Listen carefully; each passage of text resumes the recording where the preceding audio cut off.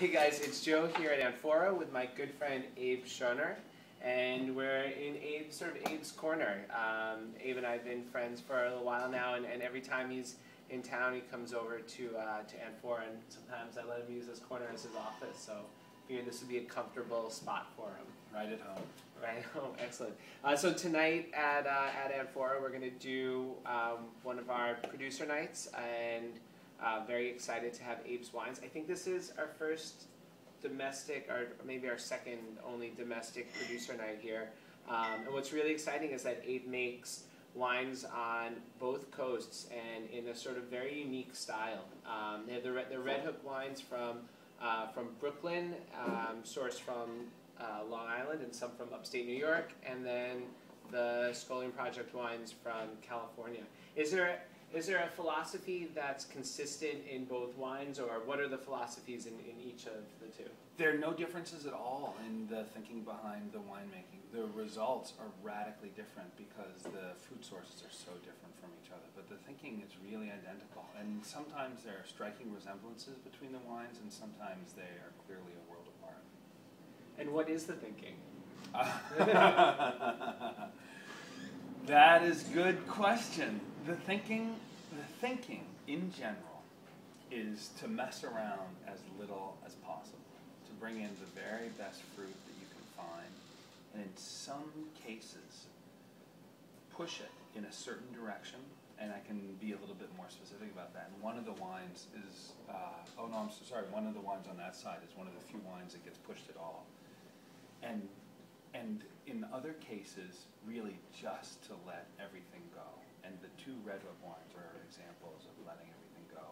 The one that has been pushed in a certain direction, to be technical about it, we've tried to inhibit malolactic fermentation.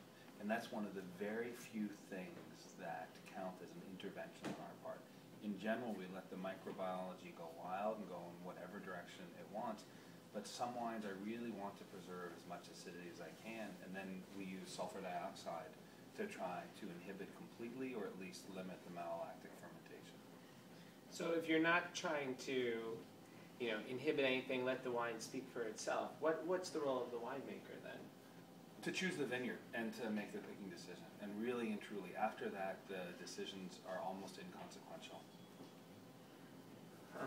Yeah. No, I'm a fruit sourcer. You're a fruit and sourcer. As somebody pointed out yesterday, I had a very good dinner last night. And I was talking to a man whose business is marketing, and he spent a lot of time asking me what I do as a winemaker, and then he included at the end that the majority of my work is marketing. And in fact, I think that's true. It's not because the Scholium wines are over-marketed, but because the wines do make themselves. Now, one of the things that I noticed that's strikingly different between the two wines is that the Red Hook wines tend to have much lower alcohol. Yes. Yeah. Usually 12.5 to 13.5% alcohol. Mm-hmm. Than the Scholium wines, and this is something that honestly I think it's been a criticism by some people about the Scholium wines, have much higher alcohol, Yes. 2.5%, sometimes higher. Yes. Why does that happen, and what do you say to these critics? What I've always said to the critics in the past is I ask them a question, and that's whether the wines are in balance or not. That seems to me the most important thing.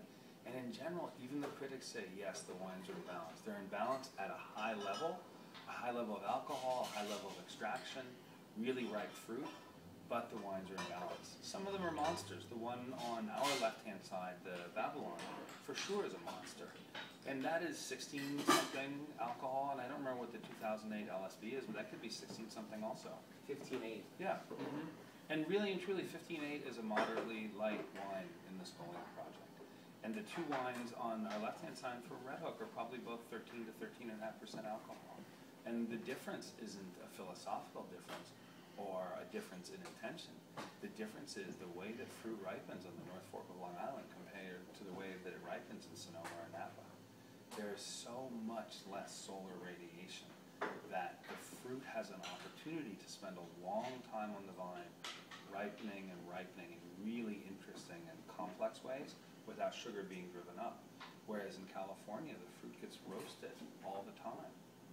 And so for me to harvest fruit with the degree of ripeness that I want for making whatever these two sets of wines have in common.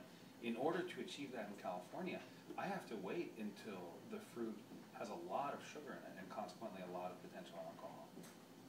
And what about the healthiness, the health of the fruit? I thought that was always something that I found very interesting when you talked to me about the kind of quality of the fruit and what it's like as it's coming into the winery.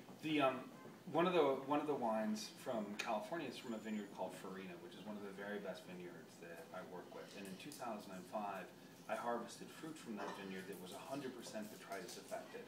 And the way that we achieved that is we went to the vineyard, and instead of throwing away all of the botrytis affected fruit, which is what the other wineries were doing, we did the opposite. We harvested the botrytis affected fruit, took it away from the wineries who weren't going to want it anyway, and made a wine that was 100% botrytis affected.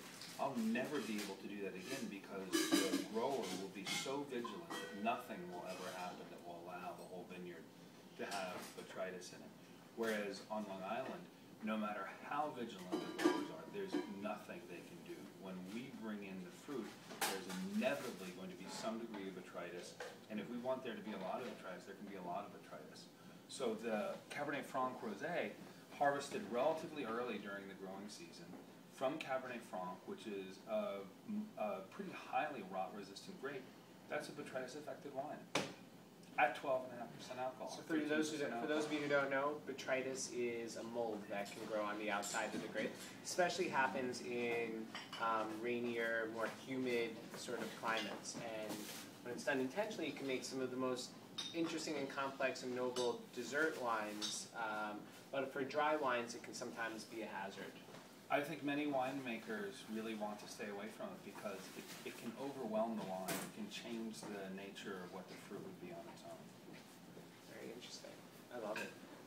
Well, guys, I hope that you'll come here tonight and meet Abe. Like I said, one of my very close friends, and really someone who I enjoyed very much talking to about wine. And I hope to see you. Thank you so much.